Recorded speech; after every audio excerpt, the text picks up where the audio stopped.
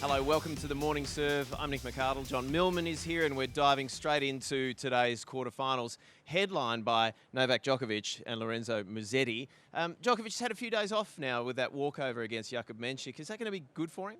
Yeah, I think it will be. Obviously, he's getting a little bit older. He's managing his body. He didn't play in Adelaide, remember, because he did say he was carrying something. He was left that a bit open-ended, but he did say something was bothering him with his body. So I think the extra few days will help him. He's not the person that's going to forget to hit a tennis ball. He would have hit plenty of balls. He knows how to win these matches. I think that he'll be really happy that he's had a slightly easier route to get to this stage, because up against Lorenzo Musetti, whilst he does have a good head-to-head record against him, it's going to be a physical battle. Musetti's been in really, really good form. I was so impressed with the way he dispatched Taylor Fritz in straight sets. He's had a bit of a disruption with half his team having to go home for personal reasons, but that's not affecting him whatsoever. He is playing some beautiful tennis, so I think the couple of days off for Novak Djokovic will help. And there are a couple of days in which one of them was particularly hot, and we've seen players, and I'm thinking about Jannik Sinner, struggle with the conditions throughout the tournament so far, and he's kind of dodged that as well. Yeah, I mean, I think that's great. And Novak also knows, and we've said this time and time again after winning 24 Grand Slams, you have to peak your run. And he's timed it to perfection so far by having straight sets wins and then having the walkover. So you talk about the good record that Novak has against Musetti, or, you flip that around, Musetti's got a poor record against Novak. So how does he crack the code this time, considering he is playing so well? Yeah, and the record's 9-1 in favour of Novak Djokovic. I think with Musetti, he's on the up, though. You've got to say he's starting to enter into his peak years, and he'll probably be there in a 3-4 year window of being his peak. And I think Novak would be the first to tell you that he's at the back end of his career and his peak years are probably behind him. Now, that doesn't mean that he's not a phenomenal tennis player. In fact, he played 15 tournaments last year and still kept his ranking at world number 4. It's actually incredible. But Musetti is on the up, and Novak will know that he's a very, very dangerous opponent. I think Musetti needs to make it very physical early. He does that very well because he comes from that clay court background where you're playing those long physical points. The other thing Musetti needs to do, and what he did particularly well against Taylor Fritz, was that first serve. And he alluded to that. He said, my first serve percentage is probably the most aces I've ever served, was so high. I was surprised with the amount of pop he was getting. Serving consistently over 210 kilometres an hour. And he's not the tallest guy. It's really impressive numbers. All right, so who wins it and in how many sets? Oh, I've got to go the great man, Novak Djokovic. Chasing greatness, Novak in 5. All right, Sinner and Shelton is the other men's quarterfinal. So Sinner looked pretty unstoppable for most of his match against Darderi, but there was a time there late in the match where Darderi managed to make it really physical, and Jannik Sinner just didn't look quite himself. Well, Sinner came out of the blocks absolutely firing, serving incredibly well and hitting winners from just about anywhere on the court. But that third set was a little bit different. Darderi showed you why he's a player on the up and why he had so much success, especially on the clay courts last year. He generates so much pace. In fact, towards the back end of that third set, Darderi increased his average forehand speed nearly 20 kilometres an hour. It was incredible stuff. And there was a moment, you're right, at 4-all, Sinner was seemingly cruising, and Sinner played a really long service game, and I was commentating that one, and I noticed that he looked a bit proppy in one of the long extended rallies there. Now, whether that's a bit of a residual problem from the cramp that he had, a bit of muscle soreness, massive spasm, or whether it's something slightly more sinister, what I will say is after 4-all, he looked to finish points a lot quicker. He mixed in the serve volley. He looked to get forward and finish the points early, which is probably an indication that he was feeling something. Okay, so is Ben Shelton's secret here to try and make it physical, make it as long as you just hang in the rally, make Jannik Sinner work, but work from the get-go?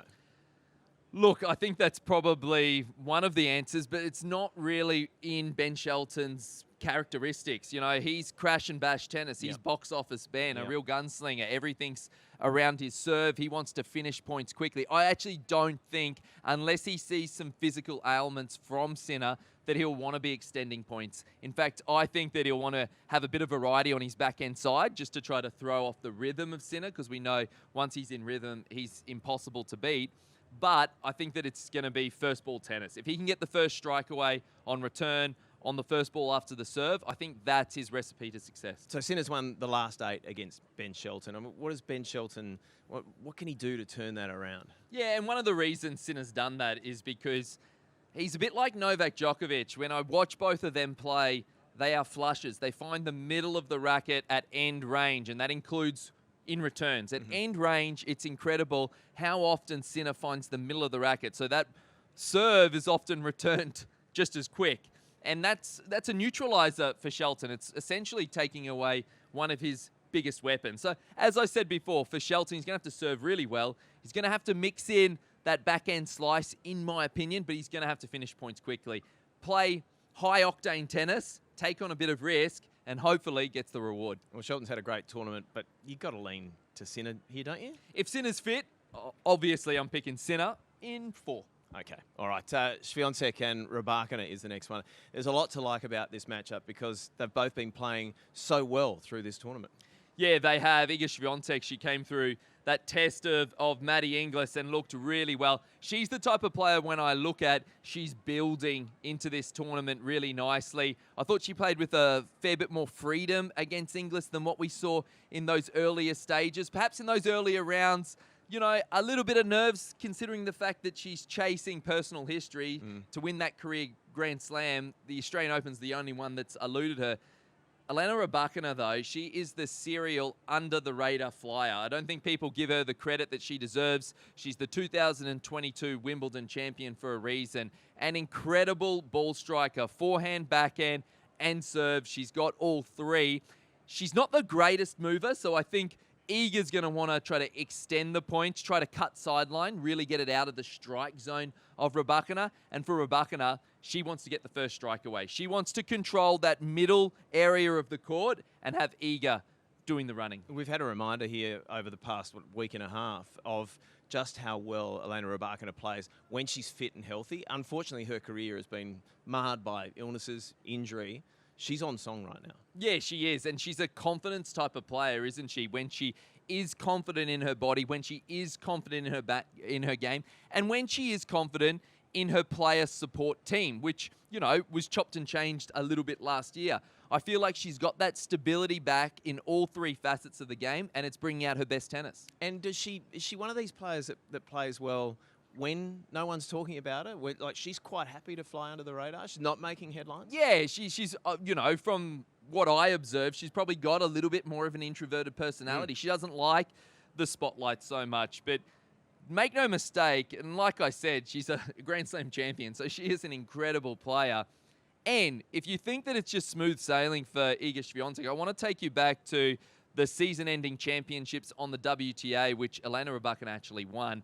And in doing so, she beat Iga Swiatek in the earlier rounds. She lost the first, and then she won 6-1, 6-love in sets 2 and 3. So when she's on song, she is a very hard person to stop. It's a nice little psychological edge for Rybakina to have. Okay, so what are the keys for Rybakina here to beat Iga Swiatek? Yeah, control the middle of the court, get the first strike away. Pretty simple. And who wins? I will go Swiatek in 3. All right, there we go. We'll keep an eye on that. And the last quarterfinal we're going to have a look at is Jess Pegula and Amanda Anisimova. Jess Pegula, she's been around the mark, hasn't cracked through for a Grand Slam win. Is this her time? Yeah, I mean, she's been so close, hasn't she? That US Open final was one of my favourite matches. Yeah, I think she's building really nicely. And I think if that match against Madison Keys is anything to go by, where the level that Pegula put forth was unreal, I think you've got to give her a red-hot chance in this one. She's the type of player that I like watching because she constructs a point. She's not necessarily that huge power hitter, but she works her opponents over, and she's got incredible feel and variation around the court. But she's going to have to be at her very, very best, because Amanda Anisimova is one of the players to watch out for at this Australian Open. 2-time Grand Slam finalist in 2025. She is coming into her own right now. If you haven't watched her play, keep an eye out for her backhand, because I think it's probably the best backhand on the women's tour. Okay, so what's been behind her improvement? She got absolutely thrashed in the Wimbledon final by Swiatek, but then she goes on and makes the US final. Doesn't quite get there, but could have easily won it.